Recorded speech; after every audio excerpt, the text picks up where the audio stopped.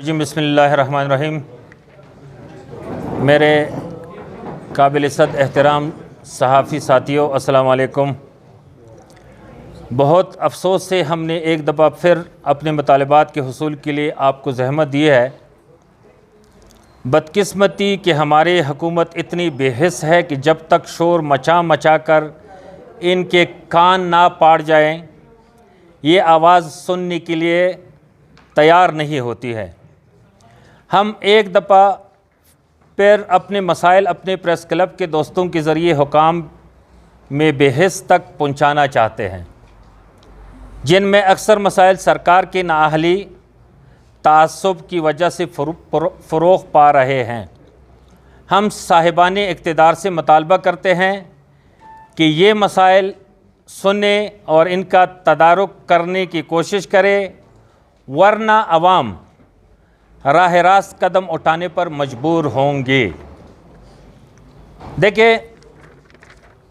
हम गुज़िश्ता एक अरसे से ये चीख कर कह रहे हैं कि कुर्म एजेंसी का चपरी फाटक, ज़िले कुर्म का जब चपरी फाटक क्रॉस करते हैं, वो सिविल सर्वेंट नहीं बनता है, बल्कि वो एक फ़रीक बन जाता है, जो कि सिर्फ हमारे लिए नहीं बल्कि आईन पाकिस्तान, कानून पाकिस्तान और पूरी दुनिया के लिए, इंसानी तंजीमों के लिए, जो इंसानी हुकूक के लिए काम कर रहे हैं, उन सब के लिए लम्हे फ़िक्रिया है।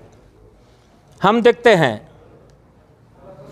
हमने बार बार इस तरफ इशारा भी किया है कि यहाँ हमेशा अपने मफाद के लिए लड़ाइयाँ बनाई जाती है, शिया सुन्नी को आपस में लड़ाया जाता है, जो कि इससे पहले बाइयों की तरह रहते थे।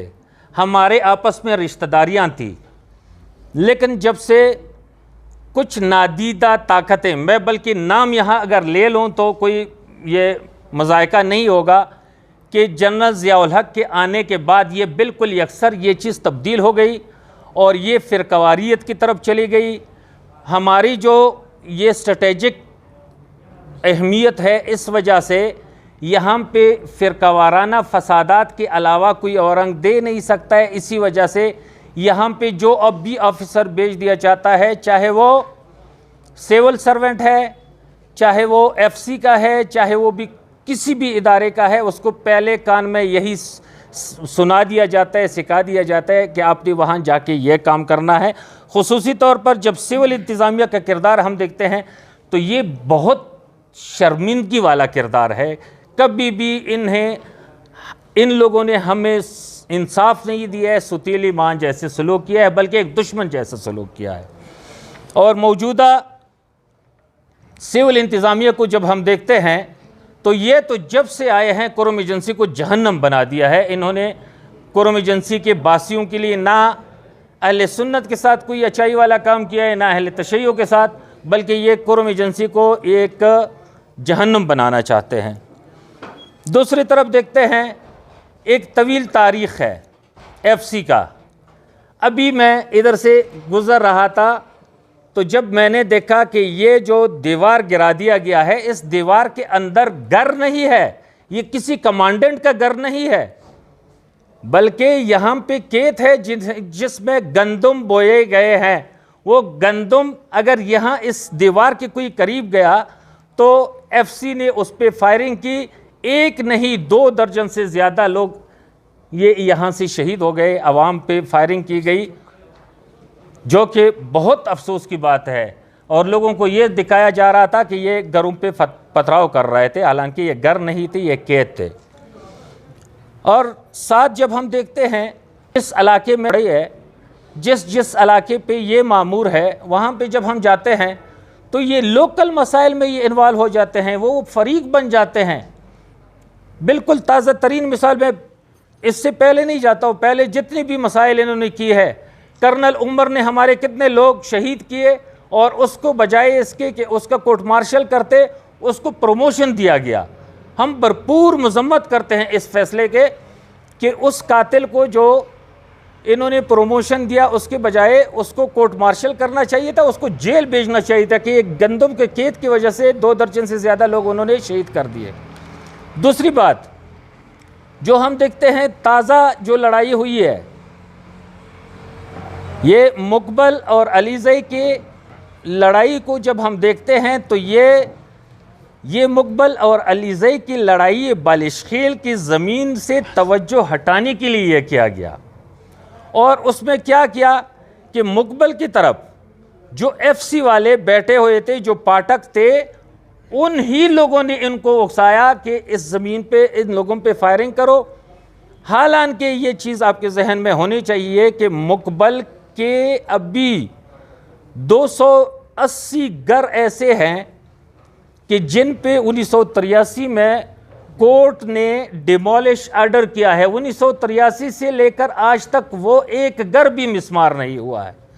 हमने जब अपनी ज़मीन पर कुछ कमरे, कुछ घर तामीर किए और उन पे रात की तारीकी में हमला करवाना और उसके पीछे डट के रहना और 3 दिन और 3 रात उनको देना, ये सरासर ज़्यादती है।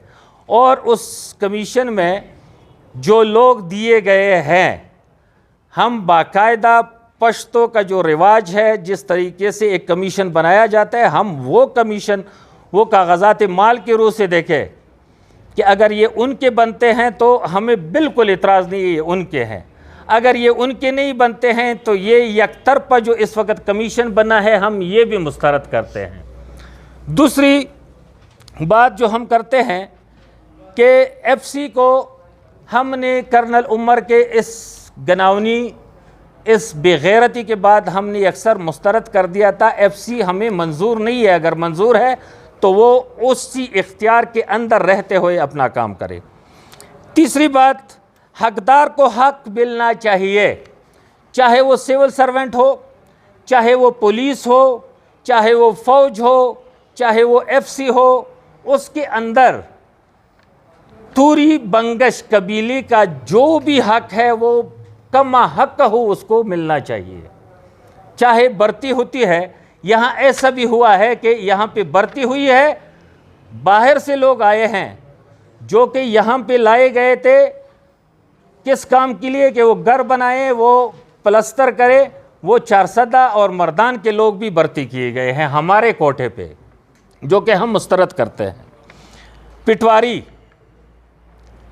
पिटवारी हमारे पिटवारी का आर्डर नहीं किया जाता है, और जो पिटवारी वो लगाते हैं वो उसी दिन आर्डर कर देते हैं। हमारे पीटीसी और सीटी असातिज़ा के जो इस वक्त सूरत हाल है, अगर ईटा में हमारे बच्चों ने टॉप किया है तो हक बनता है कि उनकी सिलेक्शन हो जाए और उनका आर्डर किया जाए। आज तक डीसी ने रोके रखा है, किस बात के लिए? क्या हमारा इम्तिहान लेना चाहता है? क्या हमें रोडों पे निकालना चाहता है? हम कभी भी अपना हक मांगने से ये ना डरते हैं ना दरेख करेंगे। हम हमेशा फिर इनके मुकाबिल में खड़े होंगे। हम अपना हक मांगना जानते हैं। इसी के साथ ये मैंने आपको जिक्र किया कि बालिशखेल की ज़मीन पे बाकायदा तौर पर उन ज़मीनों पे डिमोलिश ऑर्डर आया है, लेकिन दफ़ा 144 में भी कोरोना से भी उन्होंने फ़ायदा उठाया, और बजाय इसके कि वो ज़मीनें, वो घर डिमोलिश करे, वो उल्टा हमें एक नहीं 10 जगहों पे एंगेज करते हैं। और सबसे आखिरी बात, हमें ज़िला कुर्म में वही कानून चाहिए जो इस्लामाबाद के लिए है। हमें ज़िले कुर्म में वही कानून चाहिए जो पेशावर के लिए है, जो दूसरे डिस्ट्रिक्ट के लिए है। वहाँ एक डीसी होता है और बाकी काम पुलिस करते हैं। यहाँ डीसी ने अपने गुंडे रखे हैं और पुलिस का कोई पुरसाने हाल नहीं है। मैं आपके इल्म में इजाफा कर दूँ, सहाफ़ी हज़रातों ये पहुँचा दो, एक डीसी के लिए 8 पुलिस के अफराद की इजाज़त है।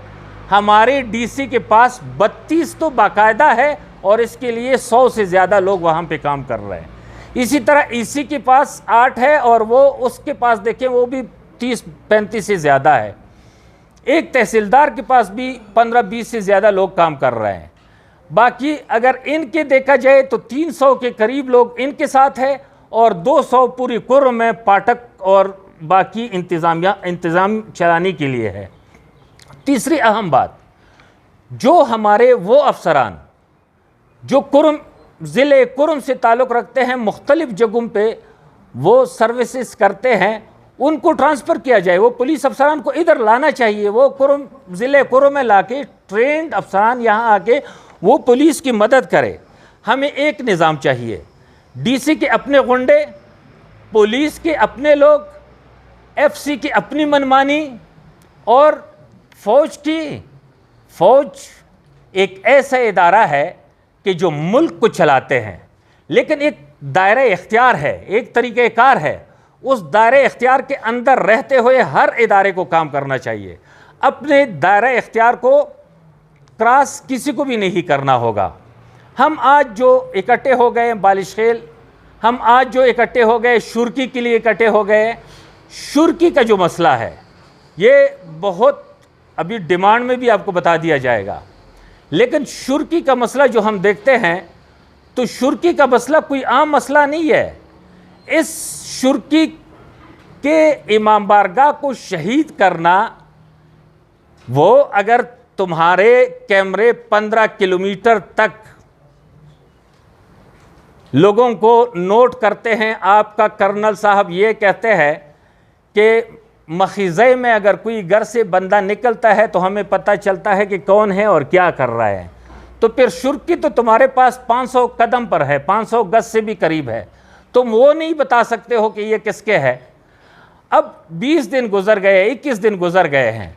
मेरे ख्याल में हमने एक मुतालबा किया था, ये मैं अपने दोस्तों की तरफ से, मैं ख़ुद अपनी तरफ से ये कहता हूँ कि हम मजबूर होंगे कि अगर हमें सही लोग ना बताए गए, अगर हमें काज ना बताया गया, तो हम मजबूर हो गए कि डीपीओ के ऑफिस में जाके हम कमांडेंट कुर्म मलीशिया पर एफआईआर दर्ज करें।